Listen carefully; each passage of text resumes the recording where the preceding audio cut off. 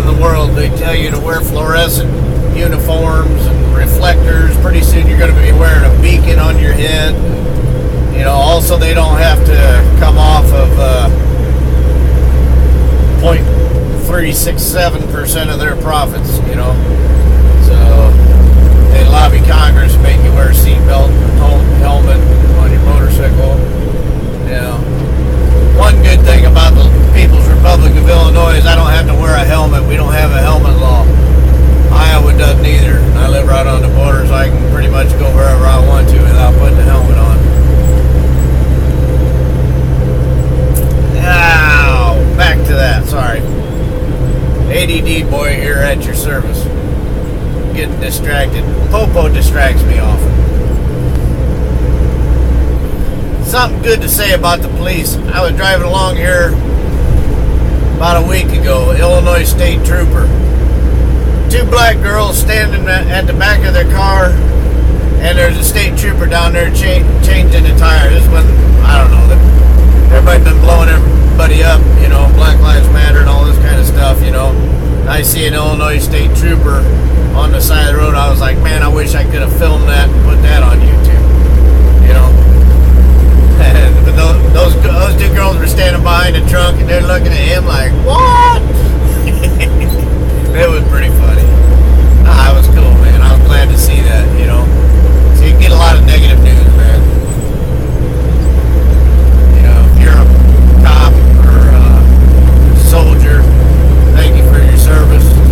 Use your head, though, okay? Study the Constitution and back that up, you know. Defend the Constitution, that's all I'm saying. That's what you swore to do. Join Oath Keepers. Look at Oath Keepers. Wear the patch with pride on your uniform. Now, anyway, let me go back to oathkeepers.org. Throw that out. How can Bitcoin and Litecoin help your business? Your balance sheet. Dollar cost average into it. This is what I'm doing. Dollar cost average into it for a 5-10 year goal, and as this thing becomes more and more adopted, unless it all goes to heck, Bitcoin and Litecoin, the gold and silver in this space, are going to survive through. Now you get a lot of people talking about Ethereum. It's the next big thing. It's going to overtake Bitcoin and da-da-da-da-da. They said that about Ripple. Look at the price of Ripple right now. They have these fads that come up, and I can't remember some of the other ones. Well, I was going to say, go check out David Seaman. He does a lot of altcoins, but he tends to delete them when they fail. But, you know, right now he's all hurrahing about Ethereum and how Ethereum Classic is a scam and all this kind of stuff. But, sorry, I get distracted. So it helps your balance sheet. Another thing, I might do a separate video on this. You can be your own bank. If you're, now, talk to your tax guy. If you're listening out of the United States, I don't know what to tell you. But in the United States, I've done a little bit of studying on finance, a little bit, you know, totally layman. You know, I'm not a licensed advisor. I care about my money, and I don't like it going to stupid places. So I'm very cautious. I am a pretty conservative investor, or a saver. I'm more of a saver. Yeah, I'm both. But I don't like taking a whole lot of risk. I mean, I don't mind risk. I'll take risks that people would be like, oh my gosh. I mean, I suppose if you're in Bitcoin and Litecoin, you are okay with risk. What the heck am I talking about, man? I'm all over the place.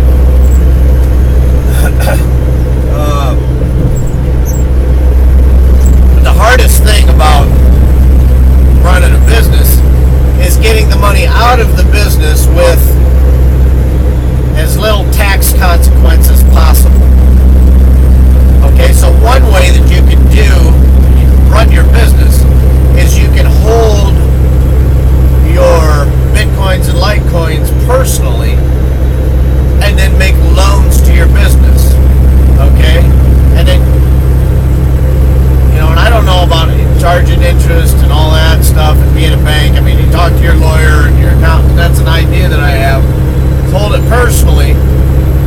as this deflationary currency rises, Ethereum's not deflationary, by the way. As the deflationary currencies of Bitcoin and Litecoin, or assets, whatever you want to call them, as that price rises, you can make loans to your business to meet your financial goals, and you can become your own bank and pay interest, and therefore a lower tax percentage when you pull the money out of your business. That's another idea. Another idea is if you advertise as selling, accepting Bitcoin for payment, there is a certain niche group. I know 3 businesses in my area that accept Bitcoin, and I haven't gone yet because I've never spent a Bitcoin on anything. I'm a hoarder. So I hoard Bitcoin and Litecoin, and that's it. Put them on, keep my own private keys. But in time, more and more people are getting to know this. I mean, look, truck drivers are making videos about Bitcoin now. You know, that's got to tell you something, right? What else? That's pretty much it. There's not a whole lot of uses, but the uses that I see are very powerful. Another one is I've heard of people getting their, if they have a cash business where they deal with a lot of cash, that their accounts get seized. I like the fact that I know that, you're going to have to haul me in and you're going to have to convince me somehow to give you my private keys so you can have that, some way that you have more right over my money than I do. And if you keep all of your savings and assets in a bank or something that can be seized by the government, there's a risk there. So that's minimizing risk by holding some of your assets or for some of your net worth in as Bitcoin and Litecoin. What else? It's secure.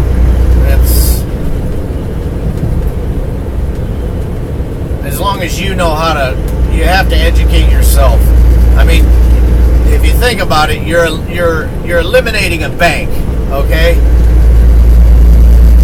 You're eliminating a bank. So, yeah, it's not going to be convenient. Okay, that's a pretty big thing to do, to eliminate banks from your life.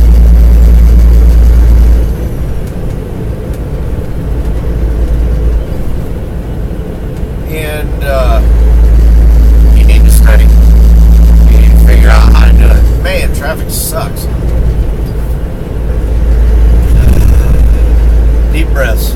I used to get all upset when people are driving. Yeah, now you get off. No road rage here, folks. I haven't. I can feel it well enough, and I just go. No, so if you're going to be your own bank and you're going to eliminate the banks, you have to expect that you're going to have to know a little something. You're going to have to do a little studying on your own. I won't call it research. I'll leave that to whoflungpoo.com. But,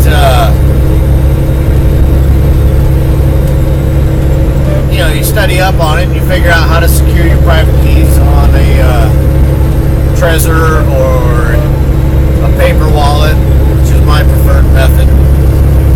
I don't know about a flash drive. I got about 10 flash drives around the house. I don't know what any of them are for. But, I think they probably got about 10 million pictures on them that I'll never look at. But that's why I like paper wallets, and you can write down how much you put in there. And I'm not real good at accounting or bookkeeping or anything. I outsource it, but I'm not outsourcing the security of my Bitcoin and Litecoin. So I write down on there the date and the amount and the amount I paid the date, and the amount in dollars when I paid it. Did I just say that? You get what I'm saying. But here's the thing, man. I was looking at Bitcoin and thinking, there's no way I wanted this as digital money. But I listened to the Let's Talk Bitcoin people, and and these people now that are kind of like Bitcoin millionaires,